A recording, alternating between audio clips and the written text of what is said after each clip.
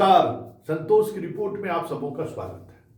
और आज हम संतोष की रिपोर्ट में बात करने से पहले हम आपको कुछ दिखाना चाहते हैं। ये पहली तस्वीर देखिए, ये गांधी मैदान की तस्वीर है। यहाँ श्री श्री रविशंकर का कार्यक्रम चल रहा है और ये 1000 वर्ष पुराना शिवलिंग लेकर आए हैं यहाँ पे। उसका पूजा अर्चना भी शुरू हो चुका है। ये गांधी मैदान का दृश्य है और देखिए गांधी मैदान में हो क्या रहा है, किस तरीके की तैयारी है और किस अंदाज में ये कार्यक्रम चल रहा है।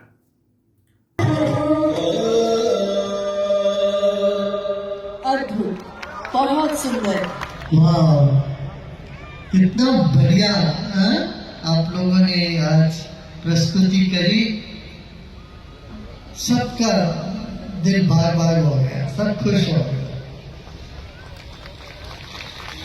बहुत बढ़िया। मगध मधुरता का, मखाना का और मधुबनी पेंटिंग का देश है। तो यहाँ मधुरता ऐसी है, चप्पे चप्पे पर मधुरता देती है। और आप सब लोग महाकुंभ के बाद मैं यहाँ अभी 12 साल बाद आ रहा हूँ। ये भी एक तरह का कुंभ हो गया। पिछले बार हम कुंभ गए थे, कुंभ से यहाँ आए पटना। अब भी देख लीजिए। अब दूसरा कार्यक्रम देखिए, ये गोपालगंज का कार्यक्रम है। यहाँ बाबा बागेश्वर पहुंचे हुए हैं और जबरदस्त कह सकते हैं कि आयोजन है और काफी संख्या में एकदम श्री श्री रविशंकर की तरह यहाँ भी जबरदस्त लोगों में उत्साह है। बड़ी संख्या में लोग पहुंचे हुए हैं, मतलब एकदम जबरदस्त। और इस दौरान उन्होंने जो कहा है जरा वो सुन लीजिए। कि हमको पुनः बिहार की धरती पर भगवान की कथा कहने का सौभाग्य मिला है। बिहार की वो धरती जहां जानकी मैया प्रकट हुई, बिहार की वो धरती जहां महात्मा बुद्ध प्रकट हुए, बिहार की वो धरती जो ज्ञान की भूमि है, बिहार की वो धरती जो भक्ति की भूमि है।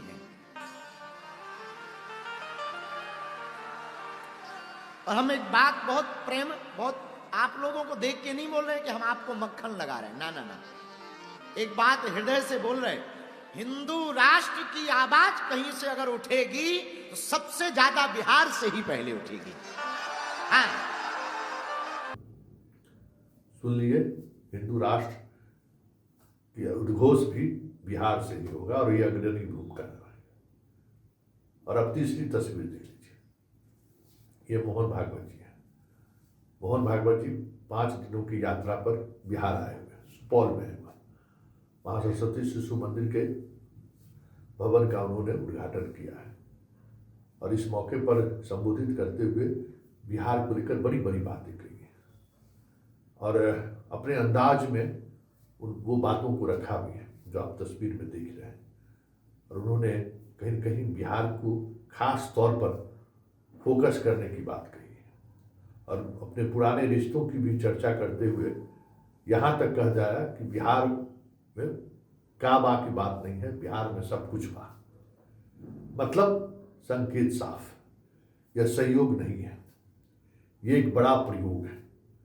और ये प्रयोग ठीक विधानसभा चुनाव से लगभग 5-6 महीने पहले हो रहा है। हालांकि इससे पहले भी अगर बात पिछले 1 वर्षों के दौरान करें तो गांव गांव में धार्मिक आयोजन हो रहा है। गांव गांव में एक से एक कथावाचक सब पहुंच रहे हैं।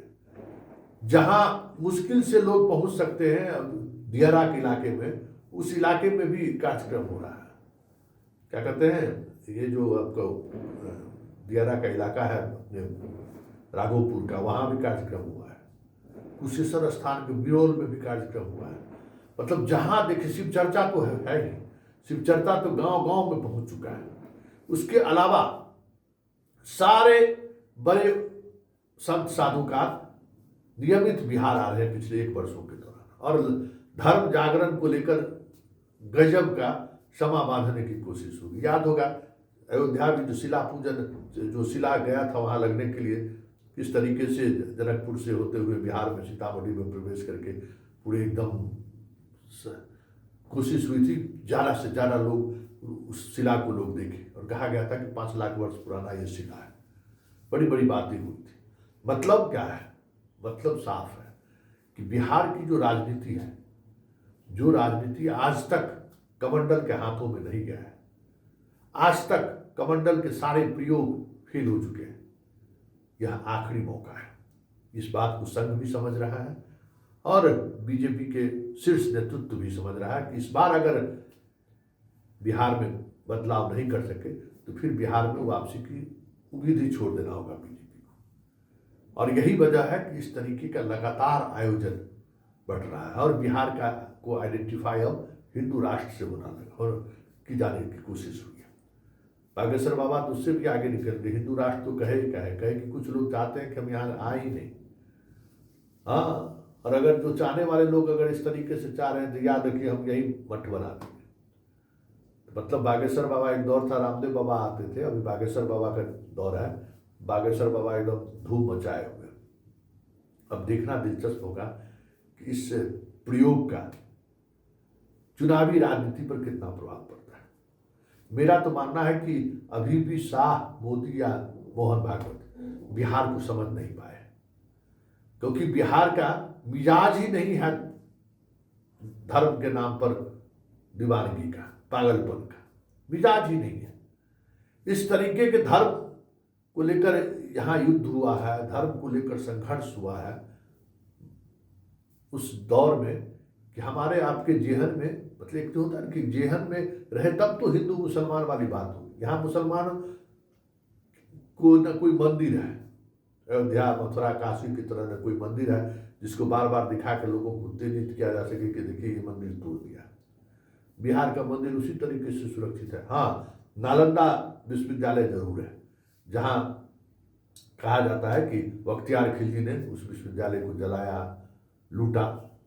विक्रमशिला के बारे में भी कहा जाता है, लेकिन उसको लेकर इतिहास में एक मत आज तक नहीं है। अलग अलग डिफरेंट मत। फिर बिहार में सूफी संत लोग आए, आक्रांता के सहारे। यहाँ तो कह सकते हैं कि इस्लाम धर्म तो फैला नहीं, यहाँ तो सूफी संत आए। एक से एक यहाँ मजार है। राष्ट्रीय स्तर पर उस मजार की अपनी ख्याति है। मनेर का मजार, मनेर में जो कुछ भी है सूफी संत का ही है। काफी संख्या में लोग, वहाँ तो गीत संगीत होता है। इस्लाम में गीत संगीत का कोई जगह है क्या? यहाँ बुद्धिज्म हो, जैनिज्म हो, हिंदुज्म हो, मतलब जितने तरह के धर्म के सिख हो, सारे धर्म का तो आत्मा यही निवास करता है। यहीं से तो पूरे देश और दुनिया में फैला है। इसलिए धर्म के आधार पर बिहार की सियासत साधने को लेकर संघ और बीजेपी जो दशकों से कोशिश कर रही है, इस बार भी वो कोशिश फेल हो जाए तो कोई बड़ी बात नहीं होगी, क्योंकि वो मिजाज ही नहीं है। और इस बात को ना बीजेपी समझने को तैयार है, क्योंकि उनके पास दूसरा कोई, कह सकते हैं दूसरा कोई बॉल ही नहीं है। एकमात्र बॉल है धर्म के सहारे सियासत, जो जहां कह सकते हैं कि लह गया, मतलब जो बॉल चल गया तो टीमें जीत गई, नहीं चला तो बुरी तरह से हार